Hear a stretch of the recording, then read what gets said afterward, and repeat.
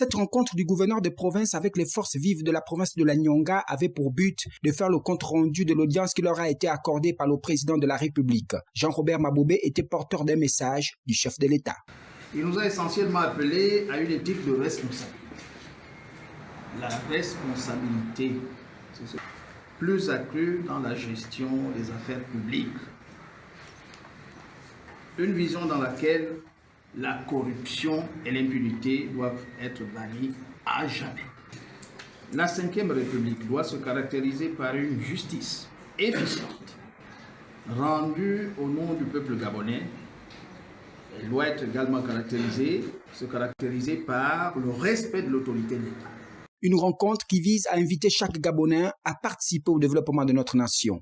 D'abord, c'est une réunion très bénéfique du fait que toutes les administrations étaient présentes. Le concernant, c'est surtout sur la ponctualité, le travail, l'assiduité. Comme l'a si bien signalé M. le gouverneur, par rapport un peu à ce qui se passe dans les administrations, parce que je me vois mal qu'un chef de service peut directement déléguer quelqu'un pour assurer l'intérim sans pourtant d'abord passer par le gouverneur, étant donné que c'est le gouverneur qui gère. Celui qui est l'œil, il a la bouche, il est les oreilles du président de la République. La rencontre s'est achevée avec un sentiment plein d'espoir.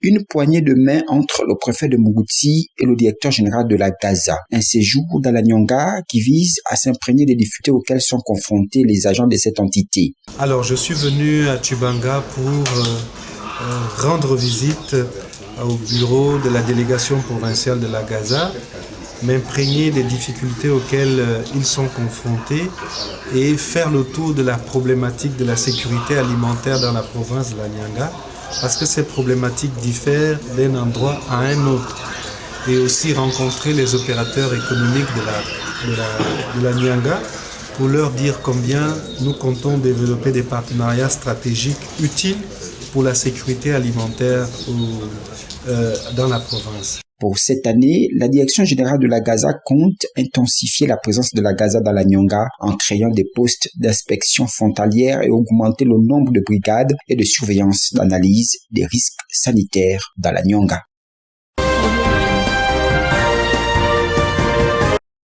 C'est un concours professionnel de la santé qui a vu la participation des 30 candidats dans l'ensemble de la province. Ce concours organisé par le ministère de la Santé permettra aux hommes en blouse blanche de changer de catégorie systématique. Ce concours permettra aux différents candidats de changer de catégorie, mais aussi de hiérarchie.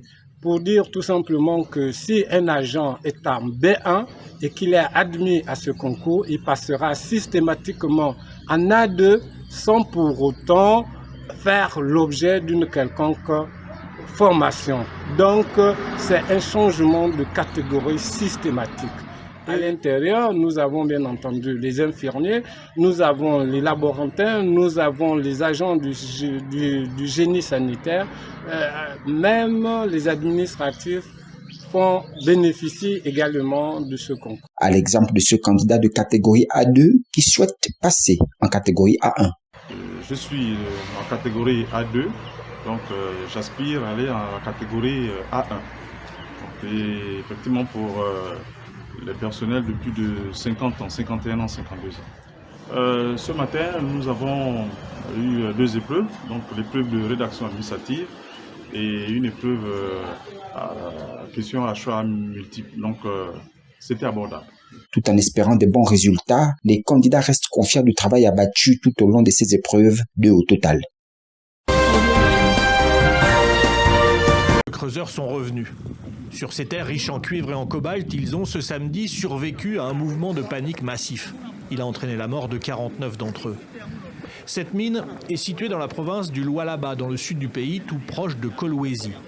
La mine est une concession, elle est gérée par un propriétaire et les creuseurs s'étaient accordés pour entrer les samedis et dimanches afin de retirer des minerais leur façon de gagner leur vie. Mais ce samedi, ils étaient attendus par des militaires, selon le responsable des creuseurs. L'incident a été causé par les balles tirées par les militaires, les GR, la garde républicaine, vers les creuseurs. Ils ont commencé à fuir. Dans la mine, il y a des tranchées pour les eaux du bassin. Il y a un petit pont presque de 2 mètres. Alors, vu le grand nombre de creuseurs qui fuyaient les balles, ils sont tombés dans les tranchées d'eau. Ils se sont piétinés les uns les autres. C'est comme ça que les gens sont morts. 2 hommes ont été blessés, dont celui-ci transféré à l'hôpital. Un major a refusé de nous laisser entrer sur le site. Il était accompagné de 2 éléments de la garde républicaine et d'un élément de la justice militaire. Il a ouvert le feu. Alors que j'avançais sur le pont, le major a visé le sol avec son arme devant mes pieds. Il a tiré encore et nous nous sommes repliés. C'est là que je me suis rendu compte que ma jambe était paralysée et j'ai constaté que je baignais dans le sang. Le service d'encadrement de l'exploitation artisanale a très vite sorti un rapport circonstancié des faits qui se sont déroulés samedi matin. Il valide l'histoire des creuseurs mais va plus loin sur l'exploitation de la mine. D'abord, cette mine ne respecterait pas l'avis technique. C'est une exploitation semi-industrielle et non une utilisation artisanale par les creuseurs, comme préconisé. Ensuite, nous apprenons que ces artisans et leurs coopératives ont adressé des courriers aux autorités en mars dernier. Dans le premier, la coopérative fustige l'occupation du site par les militaires.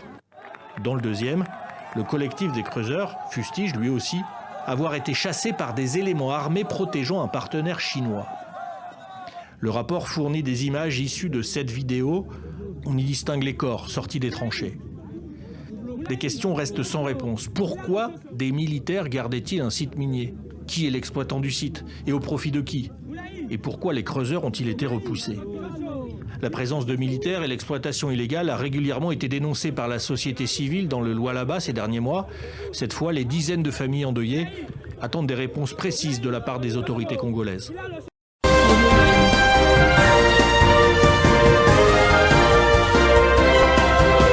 La joie était à son comble ici au stade de Martyrs de Kinshasa où les Léopards football masculins sont accueillis avec joie et danse le long du boulevard Lumumba. Ils ont eu droit à un accueil chaleureux. Bien que les 80 000 places ne soient pas remplies, l'ambiance était au rendez-vous ici au stade de Martyrs. C'est le président de la République, Félix Tshisekedi, qui a pris l'initiative d'honorer et d'encourager ses ambassadeurs congolais. Après des accolades, le président Félix Tshisekedi s'est entretenu avec le staff technique et les joueurs. Ces joueurs qui ont émerveillé les supporters qui ont fait le stade de Martyrs. C'est pour dire seulement que je suis de cœur avec notre équipe nationale. On est venu les soutenir comme ils étaient au Maroc.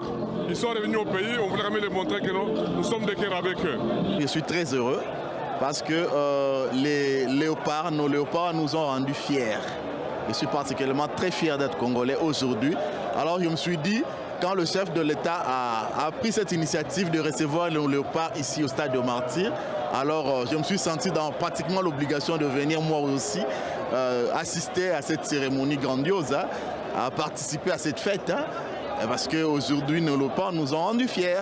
Pour la majorité des supporters, les léopards ont fait montre de ce qu'ils sont capables lors des 2 derniers matchs de barrage. Réussir la dernière étape des qualifications ou pas, ils sont fiers de leurs ambassadeurs en qui ils croient jusqu'au bout.